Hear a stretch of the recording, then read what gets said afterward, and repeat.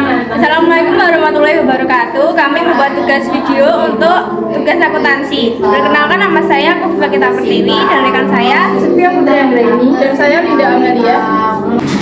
Persamaan dasar akuntansi adalah suatu persamaan yang menunjukkan jumlah aktiva sama dengan utang tanpa modal. Mengenai transaksi merupakan suatu hal yang sangat penting sebelum mencatat ke dalam persamaan akuntansi. Seperti satu, penggunaan nama perkiraan yang akan ditentukan minimal ada 2 perkiraan. Yang kedua, nilai dari perkiraan tersebut bertambah atau berkurang. Yang pertama, harta, aset atau aktiva yang dimiliki oleh perusahaan yang dapat terjadi sebagai akibat dari transaksi masa lalu yang meliputi A. Perlengkapan habis dipakai dalam satu periode, B. Peralatan tidak habis dipakai tetapi terdepresiasi, C. Piutang jika ada, yaitu harta yang dimiliki perusahaan tapi ada di pihak lain. 2. Utang kewajiban, penyerahan harta di masa depan sebagai sebuah pengorbanan ekonomis terjadi karena peristiwa termasuk di masa lalu. Yang ketiga, modal atau ekuitas, hak atau klaim atas harta dapat disebut sebagai hak kekayaan sebuah perusahaan atau yang sering juga disebut sebagai ekuitas. Dalam laporan keuangan, ekuitas didapatkan setelah harta perusahaan dikurangi dengan semua kewajibannya sehingga disebut sebagai net asas aset atau aktiva bersih. Yang harus dipahami adalah modal tidak. Dan yang ketiga, akun atau account merupakan catatan individu mengenai kenaikan atau penurunan masing-masing pos dalam golongan aset atau aset, liabilitas atau kewajiban atau owner equity atau ekuitas pemilik. Manurung 2011. Bentuk akun yang paling sederhana adalah akun atau perkiraan T, di mana sisi kiri adalah debit dan sisi kanan adalah kredit. Dasar pencatatan untuk mendebit dan mengkredit adalah persamaan akuntansi dengan tambahan beban dan pendapatan. Nomor 4, untuk menghindari terjadinya salah satu pengertian yang sering terjadi bahwa debit diartikan sebagai penambahan dan kredit diartikan sebagai pengurangan, perlu kita uraikan arti dari pendebitan dan pengkreditan. Pertama, pendebitan yang dimaksud dengan mendebit atau pendebitan adalah memasukkan sejumlah angka dalam sisi debit. Mendebit tidak selalu berarti menambah. Yang kedua, pengkreditan. Yang dimaksud dengan kredit atau pengkreditan adalah memasukkan sejumlah angka dalam sisi kredit. Mengkredit tidak selalu berarti mengurangi. Nomor 5, saldo normal. Tiap-tiap akun adalah sebagai tabel berikut.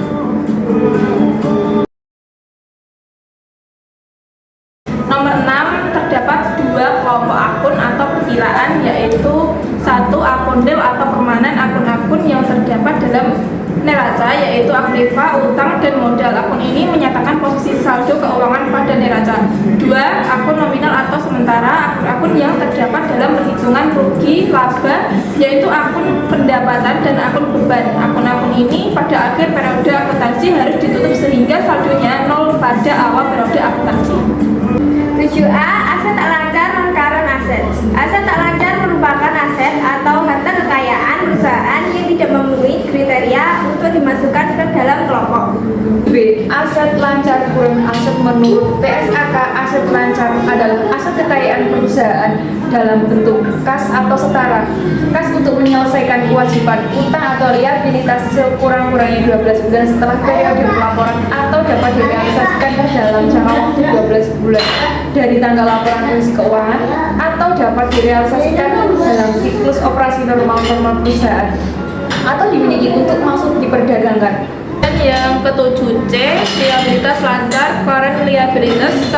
Kelompok ini berisi kewajiban atau liabilitas yang diharapkan dapat dibayar atau dilunasi dalam kurun waktu operasional normal perusahaan atau jatuh tempo dalam jangka waktu kurang dari 12 bulan dari tanggal laporan posisi keuangan atau dimiliki untuk diperdagangkan, atau perusahaan tidak memiliki hak tanpa syarat untuk menunda penyelesaian liabilitas selama sekurang-kurangnya 12 bulan setelah periode pelaporan.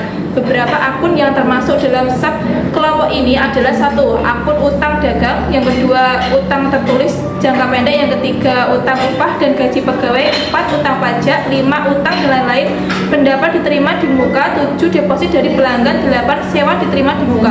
7D. Liabilitas tidak lancar, non-current liabilitas. Berisi kewajiban atau liabilitas perusahaan yang tidak bisa diselesaikan dalam satu siklus atau 1 tahun hukum. Beberapa akun yang termasuk dalam subkelompok ini adalah berbagai jenis utang yang diberi nama: 1. Utang bank jangka panjang, 2. Utang sewa jangka panjang, 3. Promes, 4. Premi asuransi pensiun, 5. Liabilitas pajak tanggungan. 7E. Ekuitas pemegang saham shareholder equity equity berisi tentang klaim atau kepemilikan pihak luar terhadap kekayaan perusahaan. Beberapa akun yang termasuk dalam subkelompok ini adalah akun-akun yang memiliki nama 1. Modal saham, 2. Tambahan modal di sektor, 3. laba ditahan, 4. Akumulasi laba atau rugi komprehensif lain. Itulah video dari kelompok kami, kurang lebihnya mohon maaf. Wassalamualaikum warahmatullahi wabarakatuh.